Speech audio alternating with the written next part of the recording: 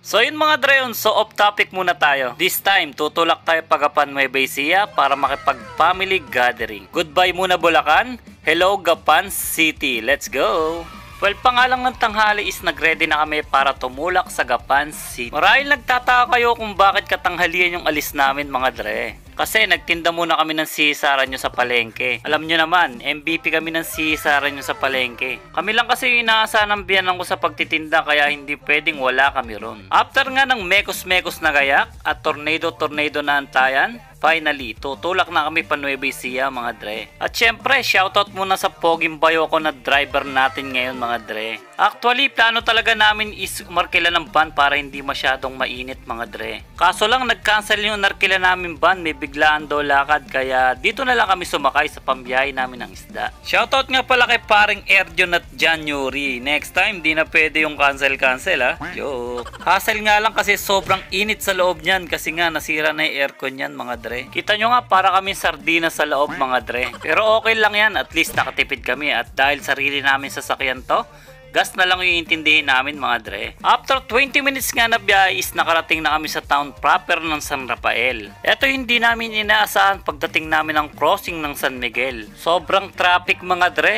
Tukod talaga as in. Kaya kumain muna ako ng mani pampalipas oras mga dre. Buti na lang may dala kaming pusa kaya naaliw-aliw ako mga dre. Yung pusa nga pala na yan is panreregalo namin sa isa naming pinsan. Sobrang traffic talaga mga dre. As in, usad pagong kami talaga mga dre. Mantakin nyo mga dre, sobrang init na. Tapos ang traffic pa. Sobrang mabuburyong ka talaga dito mga dre. At after nga namin makipag bumper to bumper, halos isa't kalahating oras sa traffic mga dre. Finally, narating din namin ang bulwarto ng Gapan City mga dre. Yes, tama kayo nang narinig, isa't kalahating oras. Mantakin nyo, sa traffic pa lang mga dre, ubos na yung oras namin dito. At isipin nyo rin mga dre, 12 lang yung simula nung event na pupuntahan namin tapos matatraffic ka pa ng isa't kalahating oras. Sobrang nakakainis talaga. Pero okay lang yan dre, at least safe kami at walang naging aberya. Thanks kay Papa G sa napaka-safe na biyahe namin. At syempre, shoutout pa rin sa driver natin si Bayaw sa napaka-smooth na pagdadrive. Napakalinis at dire-diretso na ang biyahe namin pagpasok namin ng proper ng Gapan City mga dre. At habang malapit na kami sa destination namin mga dre, nagtataka si tatay bakit may kumakaway sa kanya sa bintana mga dre.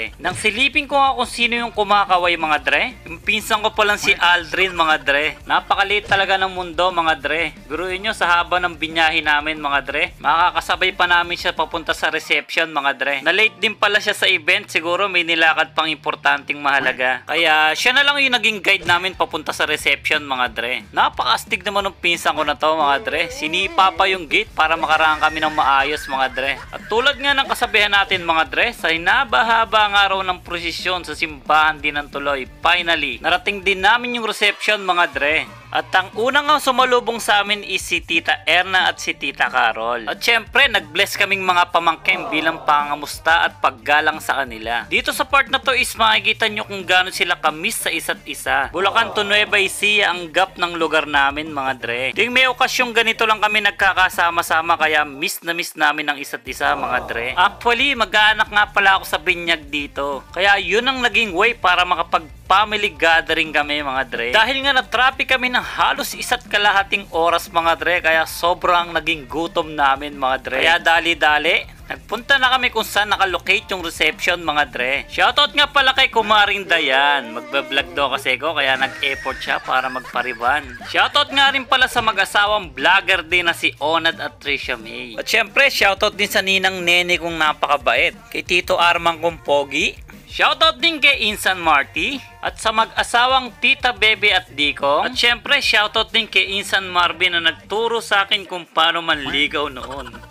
Papahuli ba naman siya shoutout si Tito Amang at si Ninong Itok? At syempre, present din si Insan Marjorie at kay Insan Jack na kumpare ko na ngayon. Papahuli ba naman sa kagandahan ng magiging kumare ko na si Maring Vanessa? At ang inaanak kong tiger look makatingin pero napaka-cute pa rin. After ko nga mapakilala ang mga relatives ko from Nueva Ecija mga dre, finally, kakain na kami mga dre. So tara, kain tayo mga dre. Flex nga muna natin yung mga handa nila bago tayo magmukbang. Nandyan ang rice na bawal sa akin. Fried chicken na hindi na namin inabutan. Kare-kare, minudo, chicken fillet, Shanghai na laging present sa handaan, spaghetti, at iba't ibang klaseng kakanin na bawal din sa akin. At guess what mga dre, meron silang gummy bear. At ang pangmalakasan na lechon na talaga namang napakasarap. Ito nga pala yung napili ko sa mga handa nila mga dre. Dito nga sa part na to is sobrang gutom na talaga ako mga dre. So paano pa, mukbangan na mga dre. Kung napansin nyo mga dre is konti na lang talaga yung handa nila mga dre. Paano ba naman, alas 12 yung binyag, alas 3 kami dumating. Sino ba naman di mauubusan doon mga dre? Pero okay lang yan mga dre, hindi na sa amin importante yung handa. Ang main reason kaya kami nagpunta ng Nueva Ecija is magkasama-sama kaming magre-relatives mga dre. Dito nga sa part na to is kunyari may binugaw ang sisisaran nyo. Yung pala didiskarte lang para mailagay sa akin yung sobrang pagkain niya mga dre. Paminsan-minsan pasaway din tong sisisaran nyo mga dre. Kuha-kuha ng marami, hindi naman pala kayang ubusin. At dahil sobrang full na ako mga dre, sinuli ko sa kanya. In fairness, masasarap din yung handa nila mga dre. Sobrang nabusog at naligayahan din ako mga dre. Dito nga sa part na to is tumawag yung tita ko from Canada para kamustahin kami. Alam niya kasing may family gathering kami kaya tumawag siya through messenger. Wow, hindi ka nakakatulog.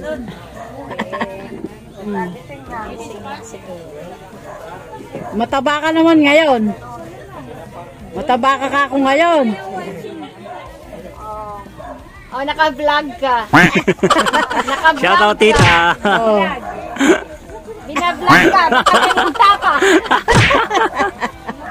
Alam nyo bang sobrang napakabait tong tita baby ko na yung from Canada? Tuwing Pasko, hindi kami mawawalan ng ayuda dyan mga dre. Salamat po sa lahat ng tulong mo sa amin tita. God bless and ingat ka palagi dyan. After nga ng chikahan at mahabang kamustahan, nag-decide kaming magpipinsan na mag-picture taking naman. Sayang nga lang hindi nakapunta yung relatives namin from Caloocan. Sobrang hectic daw ng mga schedule ng trabaho nila kaya hindi sila nakapunta. Next time na family gathering natin, sana makapunta na kayo mga dre. Napakasarap lang talaga sa feeling yung nagkakasama-sama kayong magpapamilya, no? Yung tipong kahit malayo kayo sa isa't isa, nag-e-effort kayo para magkasama-sama. Yan ang tunay na magpapamilya, hindi reason ng layo para magkasama-sama. So bago tayo magtapos mga dre, shoutout muna sa mga solid nating dre dyan, mapa Facebook at YouTube mga dre. Salamat sa solid na support nyo. At syempre, shoutout din sa mga liker at commenters natin dyan mga dre. At syempre, shoutout din sa mga silent viewers natin dyan na solid sumuport. Thank you so much mga dre. At kung bago ko pa lang sa channel ko dre, subscribe ka na and hit the bell button para lagi kang updated sa mga bagong video natin. At paki-like and share mo na rin tong video na to bilang tulong sa ating channel. So meron na nga rin pala tayong Facebook page. So ilalagay ko na lang yung link ng Facebook page natin dyan sa description sa ibaba. So paki-like and follow na lang mga dre. Salamat in advance. So hanggang dito lang tayo mga dre. Salamat sa panonood nyo. Salamat sa solid na suporta nyo mga dre. God bless, stay safe, and goodbye. Hello guys, welcome to my Tito's channel. If you are new here, smash the like button and subscribe. Make sure to hit the notification bell so you'll never miss a video from my Tito. He also has a Facebook page named Dre TV. The link is Dre TV X Looney Run. That's all for today's video. Stay safe everyone. Bye!